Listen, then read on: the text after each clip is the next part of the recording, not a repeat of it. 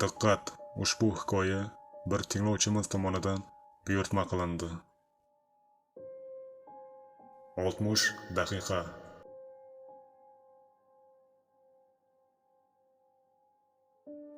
Telefonimga noma'lum raqamdan qo'ng'iroq bo'ldi. Telefonimni ko'tardim. Alo? Halil? Kim bu? Men do'sting Odilman. Bu ism qulog'imga tanish bo'lsa-da, beixtiyor hayron bo'ldim. Chunki Odilni oxirgi marta 17 yil oldin maktabni bitirganimizda ko'rgan edim. Shundan keyin aloqamiz butunlay uzilgandi. Odil? Ha, men Halil. Ovozi qandaydir o'zgargan edi. Xuddi nimadandir xavotirlangandek yoki shunchaki vaqt ta'sirimi, bilmadim. Qancha yillar o'tibdi-ya? Qayoqlarga yo'q bo'lib ketding? Do'stim, bugun ko'risha olamizmi? Bu savol meni yana bir bor hayratda qoldirdi. 17 yildan so'ng hech qanday hol-ahvol so'ramasdan to'g'ridan-to'g'ri ko'rishishni taklif qilmoqda. Ichimda biroz hafsalasizlik uyg'ondi, lekin baribir rad etmadim. Ha, albatta, tinchlikmi? Ko'pdan beri zerikib o'tirganim sababli darrov rozilik bildirdim. Axir, u o'sha davrda men uchun eng yaqin maktabdosh do'st edi. Qayerda uchrashamiz?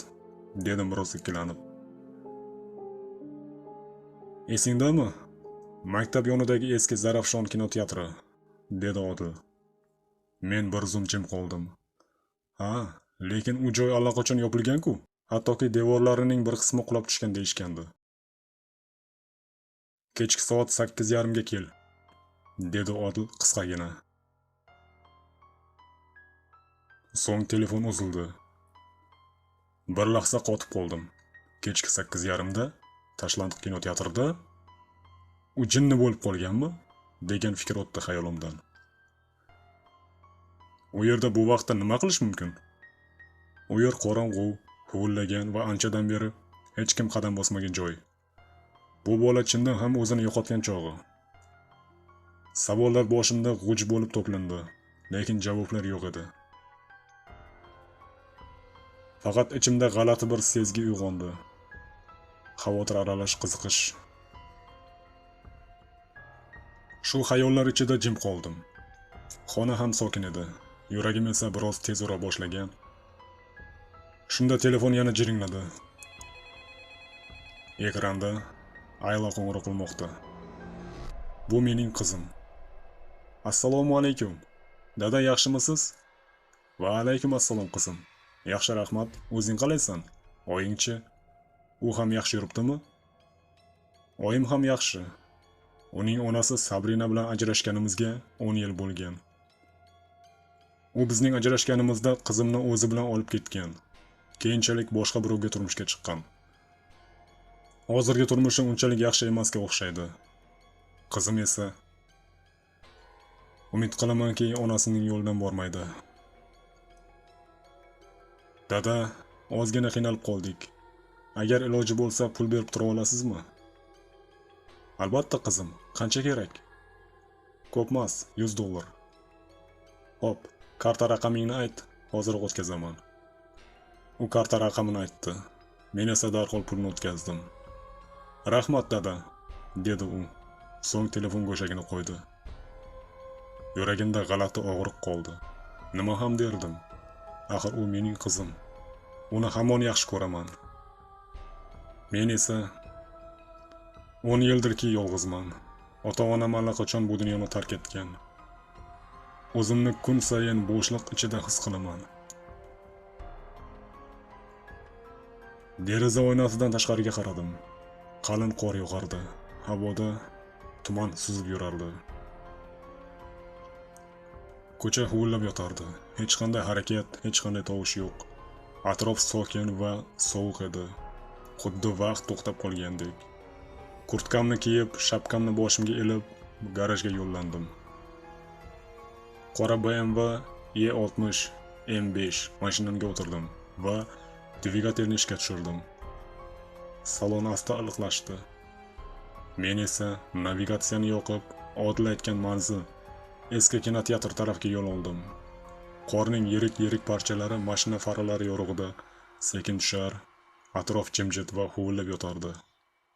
Daraxtlar oppoq qor bilan qoplangan, manzara go'yo boshqacha dunyoni eslatardi. Mashina shahar tomon yaqinlashgan sari atrof biroz jonlana boshladi. Lekin yuragimda g'alati bir bezovtalik bor edi. Bu kecha, bu yo'l va Odil bilan uchrashuv, bularning barchasi tasodifdek tuyulmasdi. Uzoq kutilgan manzil. Shahardan tashqaridagi eski Zarafshon kinoteatriga ham yetib keldim. Yillar oldin yopilgan bu joy hozir butkul tashlandiq va g'amgin. Devoridagi afishalar yirtilgan, binoning devorlari chang va dog' bosgan, oynalari esa qorong'ulik bilan to'lgan. Mashinadan tushdim. Atrof sokin, hech kim yo'q. Kinoteatr shahar chekkasida so'nggi umiddek ko'rinardi. Soatimga qaradim. Kechki 8dan 26 daqiqa o'tdi. Vaqt sekin o'tayotgandek tuyulardi. Eshikka yaqinlashdim. Sekin qo'limni ruchkaga tekkizdim. Eshik g'alati g'iqillash bilan ochildi.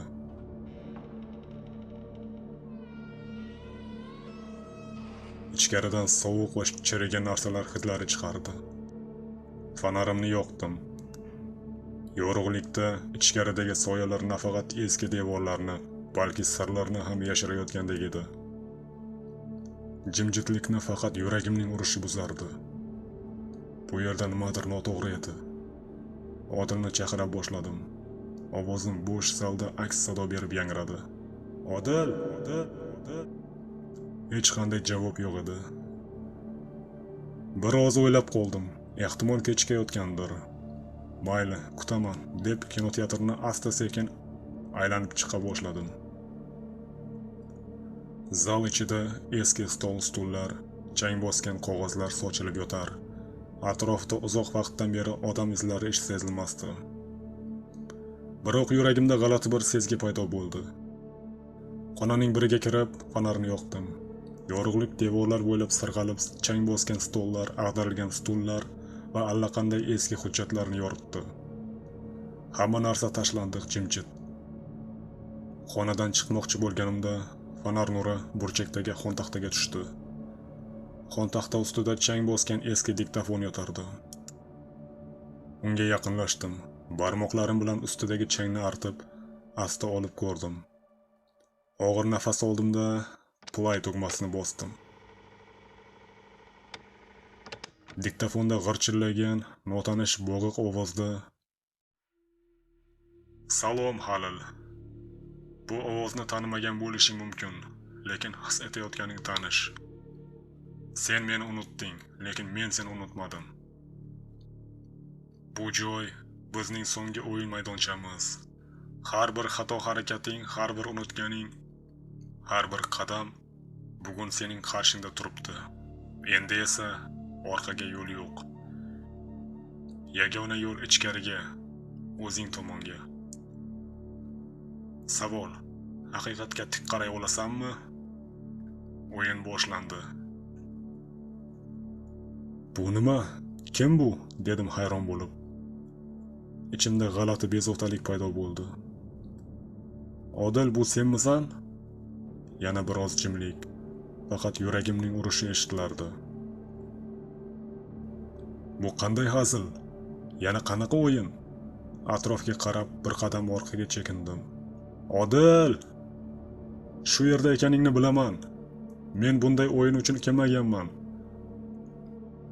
Shularni o'ylab, o'zimni yo'qotib turgan paytim birdan xonalardagi chiroqlar birin-ketin yonib chiqdi. Ko'zlarim qamashdi. Atrof yorishdi. Lekin bu yorug'lik taskin bermas, aksincha yurakni siqardi. Men turgan xona eshigi tepasida joylashgan elektron soatda qizil raqamlar 60 daqiqani ko'rsatardi. Soat ortga qarab sanashni boshladi. Men esa shu zahoti angladim. Bu hazil emas, bu boshlanish edi. Devor orasidan nur sochildi. Eski chang bosgan televizor edi. Ekranda kinoteatrning bir xonasidagi jonli tasvir ko'rindi. Kamera qafas ichidagi yosh bir qizni ko'rsatardi. U kameraga qarab qichqirar, lekin televizor ovoz chiqarmasdi. Qafas asta-sekin suv bilan to'lardi. Halil uni darhol tanidi. Ayla, Ayla! Ekranga qo'llarini tekkizdi, ko'zlari namlandi. Nima uchun? Qaysi xatoyim uchun sen bu yerdasan? Halil chiqishga harakat qildi, lekin eshik qulflangan edi. Televizordagi tasvir o'zgardi. Endi qorong'udan niqob kiygan bir odam paydo bo'ldi. "Salom Halil", dedi past va sovuq ovozda. "Aylani qutqarib olasanmi? Bugun qizingni qanchalar yaxshi ko'rishingni bilib olamiz." Ekran to'satdan o'chdi. Shu paytda eshik ochildi. Oq chiroqlar koridorni yoritib, devorlardagi yo'l ko'rsatkichlari ko'zga tashlandi. Halil yurak urishini seza turib, hech ikkilanmay qizil bo'yoq bilan chizilgan strelkalarga qarab yugurdi.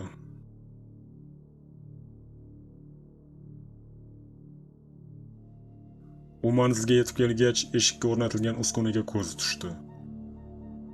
Halil hayrat va qo'rquv aralash holatda uskunaga tikildi. Shpritsga o'xshagan uskuna qattiq o'rnatilgan bo'lib, unga qizil harflar bilan 500 ml deb yozilgandi. Bu qon hajmi edi. Nima? Qon quysam eshik ochiladi? Deb pichirladi Halil. Nafasi tezlashdi. Qo'l soatiga qaradi. 49 daqiqa 14 soniya. Vaqt sekin, lekin ayovsiz o'tardi. Koridordan yana o'sha bo'g'iq, tanib bo'lmas ovoz yangradi. Tanlov oson emas Halil, lekin qizingni qutqarmoqchi bo'lsang, sen avval o'zingni qurbon qilishing kerak. 500 ml qon hayotingdan ozgina bo'lak. Ayla uchun arzimaydimi? Halil kaftlarini musht qildi. Yuragi gupillab urardi. Ko'z oldida qafas ichidagi qizning ko'z yoshlari namoyon bo'ldi. Qo'rquv va ishonchsizlik orasida siljib, u sekin uskunaga yaqinlasha boshladi. Halil shprits yoniga tiz cho'kdi. Uskunaning ichki mexanizmini ko'zdan kechirdi. Qopqoqchani ochdi. 2 barmoq sig'adigan tor ignali chuqurcha. U ko'zlarini yumdi, chuqur nafas oldi. So'ng o'ng qo'lining ko'rsatkich va o'rta barmog'ini ichkariga tiqdi. Ignalar terisini darhol teshib o'tdi. Og'riq, o'tkir va chidab bo'lmas. Ammo Halil ovoz chiqarmasligi kerak edi. Bo'g'ziga tiqilgan faryodni ichkariga yutdi. Faqat burni bilan tez-tez nafas olib, og'riqni yengishga harakat qildi. Qon sekin shprits ichiga oqib tushardi. Uskuna yonidagi indikatorda soniyalar va miqdor ko'rsatkichi birin-ketin yurardi. Timer 44:12, 42:06, 40:00. Og'riq asta tanasini muzdek sovuqlik bilan egallay boshladi. Bosh aylanishi kuchaydi, ko'zlari xiralasha boshladi. Yelkasi bo'shashib, nafas olish qiyinlashdi. Timer 39:17, 36:00. Oxiri shprits to'ldi. Halil kuch bilan barmoqlarini chiqarib oldi va titrab orqaga yiqildi. Yuragi gursillab urmoqda, ammo harakat qilishga ojiz edi. U yerda 5 daqiqa chalg'ancha yotdi. Nafasi biroz tiklanganidan so'ng asta qo'llarini qattiq yerga tirab, o'zini ko'tarishga urindi. Boshi hamon aylanar, yuragi g'ijimlangan mato kabi siqilardi. Timer 34:21. Halil eshikka yaqinlashdi. Titroq qo'li bilan eshik ruchkasini ushlab burdi. Eshik sekin g'iyqillab ochildi. Halil bir nafasda ichkariga yugurdi. Oynali qafasda Aylaning beli suvga botgan. U vahimada qo'llar bilan oynani urar, lekin ovozi eshitilmasdi. Qafas ovoz o'tkazmaydigan maxsus oynadan yasalgan edi. Ichkarida suv sekin, ammo tinimsiz to'lib borardi. Timer 29:00. "Ayla!" deb baqirdi Halil, lekin qizi eshitmadi. Halil oynani mushtlardi. Ko'zlari g'azab va umidsizlik bilan to'lgan edi. Bu ishni Odil qilmaydi. Agar bu ish uning qo'lidan chiqqan bo'lsa, uni o'zim o'ldiraman. U shoshib atrofga qaradi. Devor burchagida osilgan monitor ikkita kamerani ko'rsatardi. Birida Odil, ikkinchisida Sabrina va uning hozirgi eri. Ular ham bir xonada qo'rqinchli holatda edi. Halilning yuragi o'zining urushidan portlab ketadigandek edi. Fikrlar boshida g'uvillab aylanar, kimga yordam berishni, qayerdan boshlashni bilmasdi. Taymer 28:34. Odilning bo'yniga zanjir bog'langan, pol ustida esa tishli arra harakatsiz yotar. Ammo har soniyada zanjir sekin-asta tortilardi. Agar bu davom etsa, Odilning boshi tanasidan ajralishi muqarrar edi. Sabrina va uning eri Davron esa shaffof kabinada turardi. Ularning boshida temirdan yasalgan murakkab mexanizmli qopqonlar bo'lib, taymer qisqargan sari bu qopqonlar bosimni oshirib borardi. Har soniya ularning halokati yaqinlashayotganini bildirardi. Halil bularni ko'z oldida ko'rib turardi. Ayniqsa Odil, eng yaqin do'sti. Arra harakatlana boshladi. Halil uning ko'zlariga qaradi. Ko'zlarida vahima, lekin najot umidi yo'q edi. Birdan arra g'ichirlab, pastga harakatlana boshladi. Zanjir kuch bilan tortildi. Halil baqirdi. "Odil! Yo'q, to'xtatinglar!" Ammo kech edi. Tishli arra Odilning boshini ikkiga bo'lib o'tdi. Qon polga sachradi. Halil hayqirdi, tiz cho'kdi, nafasi siqildi. Bu manzara uni ich-ichidan yulib tashlagandek bo'ldi. U xona burchagidagi stol ustida yotgan Glock 17 9 mmlik to'pponchaga tikildi. Yuragi bo'shashdi, ko'zlaridan yosh oqdi. "Agar men o'lsam, hammasi tugaydi. Bu azoblar ham", dedi u o'ziga. U sekinlik bilan stolga yaqinlashdi, qurolni oldi. Taymer 10:01 ni ko'rsatardi. U og'ziga to'pponchani tiqdi, oxirgi marta qizini esladi va tepkini bosdi. Sabrina, Davron va Odil turgan xonalarda ham monitor bor edi. Ular Halil va Aylaning harakatlarini ko'rib turishardi. Sabrina Halilning o'z joniga qasd qilganini ko'rib shokka tushdi. Qattiq larzaga keldi. Shu payt Aylaning joylashgan qafasidagi oynalar tirs etib yorilib ketdi. Qiz suv bilan birga tashqariga oqib chiqdi. Nafasini rostlab sudralib chiqdi. Taymer esa pasayishda davom etdi. 00:01 00:00. Birdaniga Sabrina va Davronning boshidagi mexanizm ishga tushdi. Og'ir temir qopqonlar g'ichirlab qisildi va 10 soniya ichida ularning boshlarini parchalab tashladi. Qon va suyaklar atrofga sochildi. Jasadlar sokinlik ichida qimirlamay yotar, atrof esa o'lik sukunatga cho'milgandi. Buni ko'rgan Ayla qo'rquvdan dag'dag'a titrardi. Otasining oldiga bordi. "Otajon, ota, yo'q!" Ayla bu dahshatli joydan qutulib, yordam chaqirish kerakligini anglab, tezda kinoteatrdan chiqdi. Tashqarida hamon qor yog'ar, uning ust-boshi ho'l, lablari qaltirardi. Shahar tomon yugurdi. Militsiyaga yetib borgach, bo'lgan voqeani aytib berdi. Oradan ko'p o'tmay, sirena tovushlari yangradi. Militsiyachi, ekspertlar va tez yordam mashinalari eski tashlandiq kinoteatrga yetib kelishdi. Ayla tez yordam mashinasida adyolga o'ralgan holda jim o'tirardi. Uning oldiga palto va shlyapa kiygan mo'ylovli odam yaqinlashdi. "Men tergovchi Bahrom Toshmuhammedovman", dedi u xizmat guvohnomasini ko'rsatib. "Siz bilan bo'lgan voqea yuzasidan suhbatlashishimiz kerak." Tergovchi Aylani savol-javobga tutishga harakat qildi. Ammo Ayla ko'rgan dahshatli manzaralardan shunchalik larzaga kelgandiki, og'zini ochganida so'zlar tilida aylanmay faqat ko'zlarida dahshat aks etardi. Ekspertlar kinoteatr ichida faqat 3 ta jasadni aniqlashdi. Halil, Sabrina va Davron. Jasadlar sud tibbiy ekspertizaga yuborildi. Hamma narsalar yakunlangandek tuyulardi. Ammo tergovchi Bahrom Toshmuhammedovning ich-ichidan bir narsa tinchlik bermasdi. Voqealar juda puxta rejalashtirilgandek edi. Bu oddiy qasos yoki ruhiy buzilish oqibati emas, balki chuqur o'ylangan reja asosida bajarilgan jinoyat edi. Bahrom halokat joyida yana bir bor aylanib chiqdi. Kinoteatrning ayrim xonalari hanuz tekshirilmagan, kuzatuv kameralarining ayrim kabellari esa ataylab buzilgan edi. Kimdir izini juda puxta yopgan, deb o'yladi u. Lekin har bir jinoyatchi xatoga yo'l qo'yadi. U ichkariga chuqur kirgan sayin, bu voqea endi tugamagandek ko'rinar edi.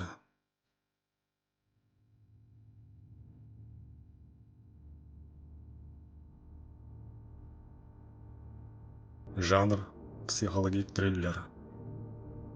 Muallif Halil o'g'li. Ijroda Temurxon.